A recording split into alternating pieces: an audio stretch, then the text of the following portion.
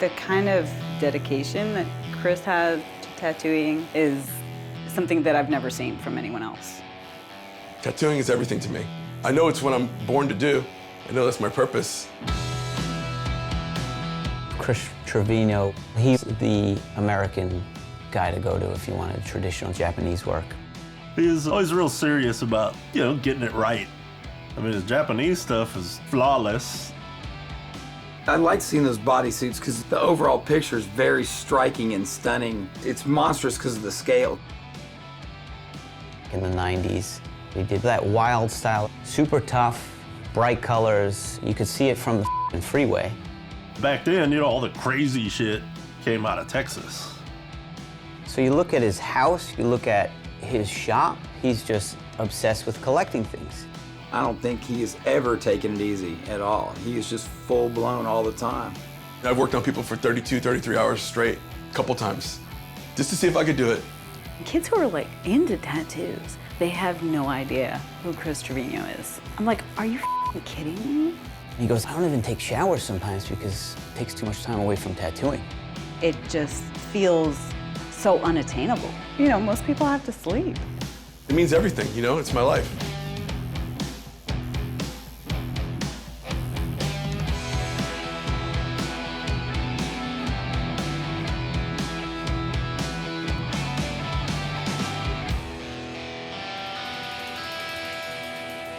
Yeah, I've lived here for 25 years. It's changed a lot. I like it well enough. Business is good, so that's why I'm here. I don't believe in stopping at this stop sign. I always run this one they just put it recently. I don't believe in it. You don't believe in it, so you just... So I just ignore it. No, I mean, I'll always look. I won't get in an accident, but people shoot the finger at me all the time.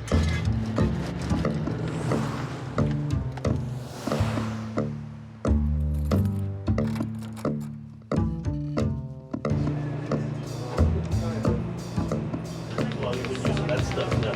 17 years. The company's 450 years old. They haven't changed anything. It's the same way. It's always been the same way.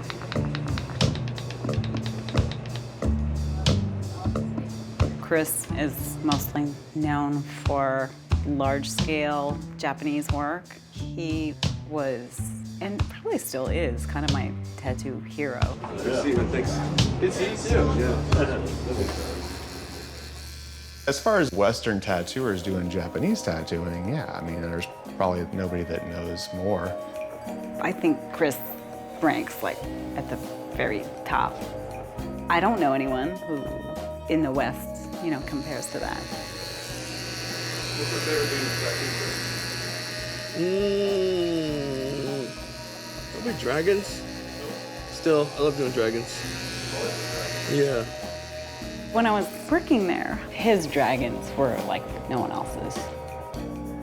And he did this pearl diver back piece that really blew me away. The energy, the ferocity that he's able to bring into those images is pretty amazing. I want my stuff to look mean. Even a flower can look kind of mean. I'm a big proponent of second coats. So everything I do twice. I like it to look really, really saturated. I want it to look like it was done by hand. It's super deep. It's really dense and rich. So to get high contrast, you go back and put that black in really, really good. One time generally just doesn't do it. What got you into tattooing? My uncle had a little tattoo on his arm. I remember him grimacing and putting Vaseline on it when he had first got it, and I looked at it and I thought to myself, I just thought of this ink, electricity, blood, pain, it was like this really primal idea. So that was one of the first things that really hooked me. Down to the human element, just the interaction. I think that people can be a little intimidated by Chris. He likes to be in the shop. He doesn't really like to, associate really too much out of the shop.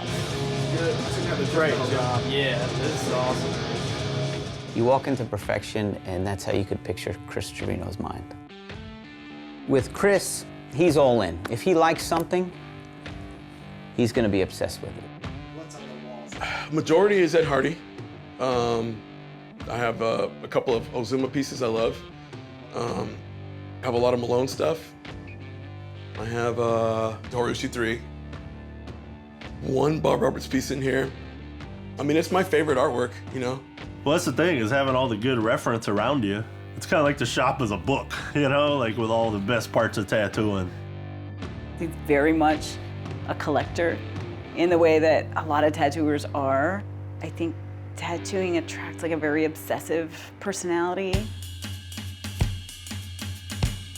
Besides paintings, there's Japanese kaiju. It's, you know, monsters and goblins, and some of it's cutesy. I have a pile of trinkets that people have given me, customers that I just keep. I've had some of that stuff sitting there for 25 years. I put it wherever it goes and it's done. I never touch it again. He has to be surrounded by it and crushed by it. It's almost like, you know, a protective layer, like these images and this stuff. It's just, you know, it's kind of like a tattoo. It's a reflection of your soul. This is the drawing for my toy, Dr. Mortality. It was fun. You know, I designed my own toy called Dr. Mortality. It's a little Grim Reaper with a knife. I guess the idea behind it is Dr. Mortality is to cure you from being alive so it's not so bad to die. So he's a doctor, he's coming to help you. And the mortality part's, you know, to take your life, but not to be afraid. It's kind of something to help you feel better about it. Sketch for my poster for one of the posters for the toy. The full one's right here. You can see what it looks like when it's shaded. Yeah. Such dark imagery. It's a reflection of your soul. Yeah. You have a dark soul. Maybe. Doesn't mean you're not a nice guy.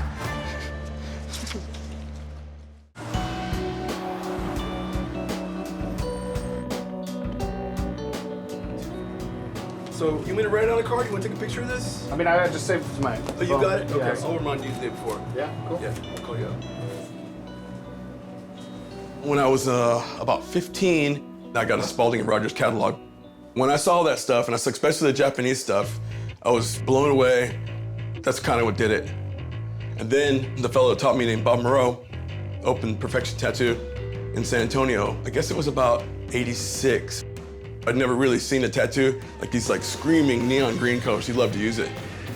It's what attracted me to tattooing at first. And of course, Dave Lum. Dave Lum was taught by my teacher, Bob Moreau.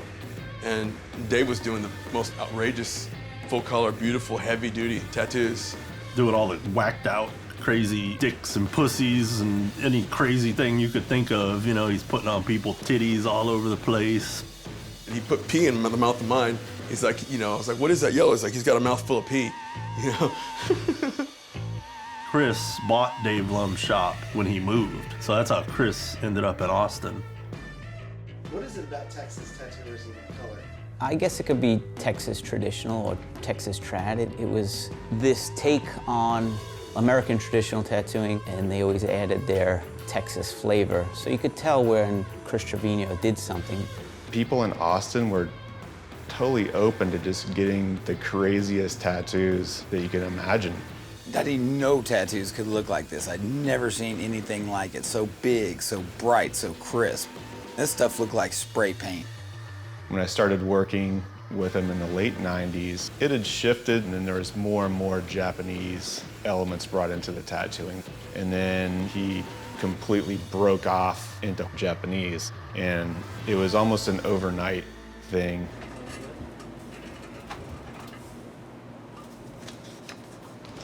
That was fun. It's part of a bodysuit. Jiraiya was another back piece that was fun. Is this your sketching process, though? Just whatever I need to stencil. The rest of, like, most of the stuff has a lot more going on. Money frogs, these are fun. I did these in Japan. When I first went to Japan, it was in '96. That's when it really hit me. Going to see Horiyoshi, get touched by Horiyoshi. I always knew it was the best, but watching him work one piece after another, just going through the methodical steps every day, I was like, this is how it's done. I went to the first Tokyo Tattoo Convention in 1999. My buddy Matt Rollins, I did a bodysuit on. I'd sent him to Horiyoshi to get a rib piece. Horiyoshi insisted that Three Tides invite me after seeing what I'd done on Matt. What was Three Tides? Can you explain? Three Tides is an American-style tattoo studio in Osaka. So I ended up there, you know, somehow, by fate, you know, I think. From then on, I didn't stop going for 11 years. This is the first copy of Horiyoshi sent me of my name. This is the fax he sent me. This is Horimana, showing how it looked and what it was going to be and what it meant. This is a skateboard. Blood all over it. I cut my ankle, and I was dipping the brush in my ankle. And the butterfly, Oh, you painted a butterfly? I made a butterfly. Horiyoshi did it first. Oh, did It he? wasn't my idea, I copied him. Did you ever try to get an apprenticeship in Horiyoshi? No, I'd already been tattooing a long time. I wasn't gonna be good as an apprentice anyway. He's like more of a friend, and he would help me a little bit. He did something that no other American did. He tried to almost invade Japan. I was working 6 days a week, 12 hours a day. I love that about Japanese stuff. You know, you don't do anything that takes you away from your main craft, your focus. You become part of a bigger thing. Everything's already kind of, it's all decided. How do you do a leaf? This is how you do a leaf, maybe 4 or 5 different ways. You can't just do this stuff without knowing what you're doing and what it means and understand it. For a long time, I wouldn't even read any books other than something pertaining to Japanese tattooing or tradition or history or culture. These are a sorcerer, warrior. I love doing these things. Most of it's all from stories. It's all, you know, based in history and tradition. If you don't understand what they mean, you can't do it. You have to. That's the big part of it. Yeah. So you could read all you want, but being there in person makes a huge difference. Yeah. Drawing on the vomit bag from JL on the way home one time from Japan.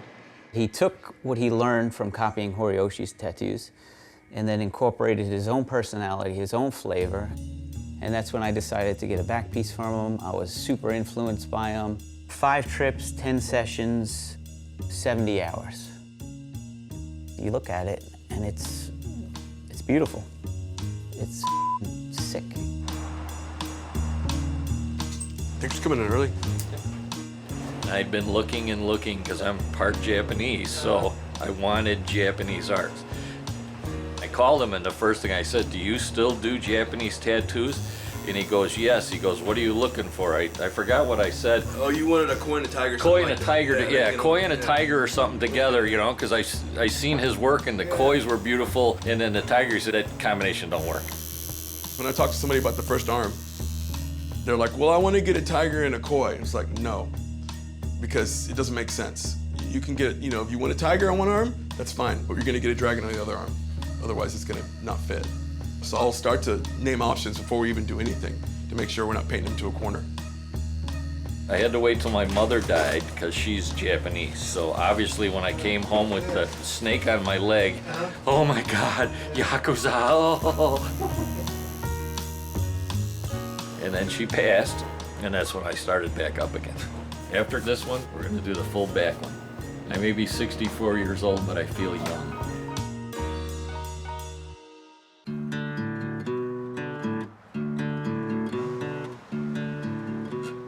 Have you ever known Chris to have like a hobby outside of tattooing? A hobby outside of tattooing? Very little. I mean, not at the time I was there, no, man, not at all, you know. He's driven by it, you know, it's his thing.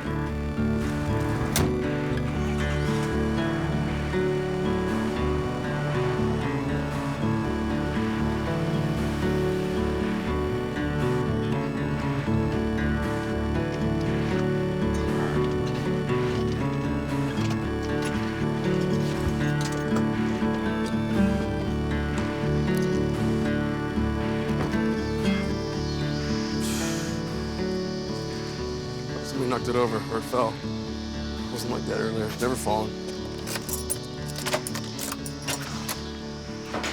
Come on, Suki, let's go outside. My dog is named Suki. It means moon. She lost her eyes.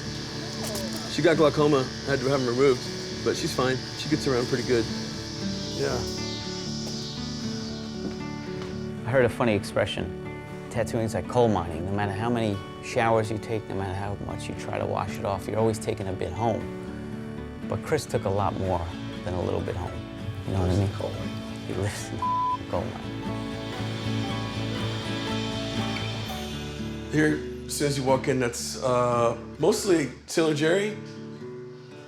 And the bottom one there is Dan Higgs, right there. And this one here you should get, that's a really good one. That's Ed Hardy there. And the blood drops are cool. It's called Cortez. How many years have you been collecting this stuff? Since 92, thereabout, all the way around the top. Those are all original Sailor Jerry Flash, too. Except these here on the sides are the original Dan Higgs set from 1997. He likes artwork. He was into Dan Higgs. He's into Hardy. He didn't just buy a sheet of Flash. He bought the whole set because he needed the whole set. He's just obsessed with collecting things. There's a bunch of stuff in here as well. Just stuff I've just collected over the years. That there's Bob Roberts. It's a Kendu. These are from Malone here. Yeah, I like them all. It's hard to pick a favorite. So this here is Ed Hardy. It's probably, I think, 04. And this one here is Ed Hardy's also. He's got a pretty good Ed Hardy collection, you know. It's probably better than anybody's. Yeah, probably better than what Ed's got, you know. You're his biggest fan. I am, for sure. Ed Hardy's the father of American tattooing, and Sailor Jerry being the grandfather. So Jerry started the trend to do a Westerner doing Japanese stuff. Ed Hardy picked up where he left off. He was the first one to go to Japan. He's the pioneer, the trailblazer. He's my favorite artist over all artists, painters, tattooers, everything. I mean, he did everything first, and still it's hard to beat. It's still the best. A few more things in here. This is mostly Ed Hardy on the wall right here. I started getting tattooed by Ed in '92, and he started to critique my work from then on for a long, long time. I would tell him all these ideas, like, I want to do this, I want to do that. He's like, wow, it's, you know, he liked it, you know? I worked at Tattoo City on and off. Until I started going to Japan, I was there. So he definitely helped shape me. What's your favorite, most prized thing? Like, if there was a fire in this house, what's the first thing you would grab? Probably the first one I got. It's in the Invisible Man. It's a buck-toothed mermaid with panther sharks underwater. Green, turquoise kind of waves. Do you ever get visual overload? No, I'm so used to looking at it, I don't really hardly notice it. Ed stopped him at a point and was like, listen, I got to get this stuff out to the rest of the world because you've already bought up a huge majority of it. And, you know, I'm flattered by how much you like my stuff, but listen, kid, I gotta sell to the rest. But you gotta admire a guy that once he likes something, he's in, he's all in. Pretty much everything in here is Hardy. Except there's one lithograph, that one there. Everything else, they're all paintings. And all these in here I like because these are all the only scrolls I have from him, and I put them all together. This one, the Rose of No Man's Land.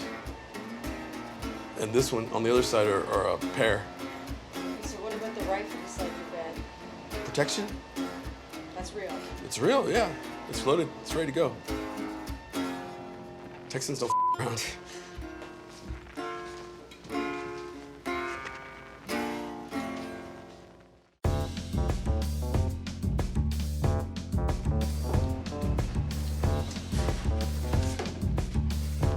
Recent in the past couple of months. Took 42 hours. It's a tiger and dragon, and there's flecks of gold. This is a Kendu. It's a liquid acrylic, watercolor, and sumi. Sumi is the black that I used to tattoo with. So all the background here is the same thing. It's been over a month or so working on it. Same subject matter. I paint like I tattoo, really. He's super artistic. He would spend, 30, 40 hours painting these giant murals. He had the snake, another time there was a tiger, and he would do these on top of his tattoo schedule. Do you get as much satisfaction from painting as tattooing? No, not at all. The painting doesn't care if you quit. The painting can't say thank you. It doesn't matter, you know? Working on people is much more exciting. So we got a little black to do first. We'll start with that. Start at the bottom. He's a giant part of tattooing. Unfortunately, I think Chris has been a little bit forgotten about because he's not internet savvy. He doesn't spend time on the internet. He spends time tattooing. Chris, do you worry about keeping an online presence? No, but I should. Like, even if you're active on Instagram or something like that. I wouldn't be somebody else doing it for me. Yeah. Yeah. Okay, Ricky. I'm ready to go. Excuse me. There needs to be a certain amount of respect, for where things come from. When I'm tattooing like younger kids now, and kids who are like, you know, collectors, they're into tattoos, but they have no idea who Chris Trevino is. I'm like, are you f***ing kidding me? Like, just go, get out. I've worked alongside a lot of the great tattooers, and he's definitely the best one I've probably ever worked alongside. I mean, every tattoo is a hit. It's a 10. I don't think Chris Trevino ever feels like he made it because he's got to fulfill this fire he has inside.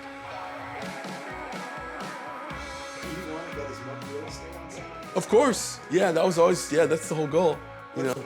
I mean, to cover as much territory as possible before you're dead. I want to do bodysuits, you know. I do whatever I can, but that's the ultimate for sure. They get a half sleeve, that's fine. You get 2 half sleeves, that's fine. You get your back piece connected to it, you have a turtle suit. You know, so there's a suit right there. And a lot of my customers, that's the way it goes, you know, or they start with the back first, but I'm good about planting the seeds. I remember one time he told me, I want to create a larger body of work than Koronuma. You know, Koronuma had 200 and something bodysuits, but I don't know if he'll have that many, but he'll get close, and he'll probably be one of the only people to get close. How many years would it take to finish all the tattoos that he has completed? Guesstimate, Yeah. 5 lifetimes, you know, for a normal person with a good work ethic. You know, most people have to sleep. Do you see yourself ever stopping? No, I want to be like Horiyoshi. He's not gonna, you know, he's not gonna stop till he absolutely cannot tattoo anymore. So that's my hero for that. You know, he'll die in a chair.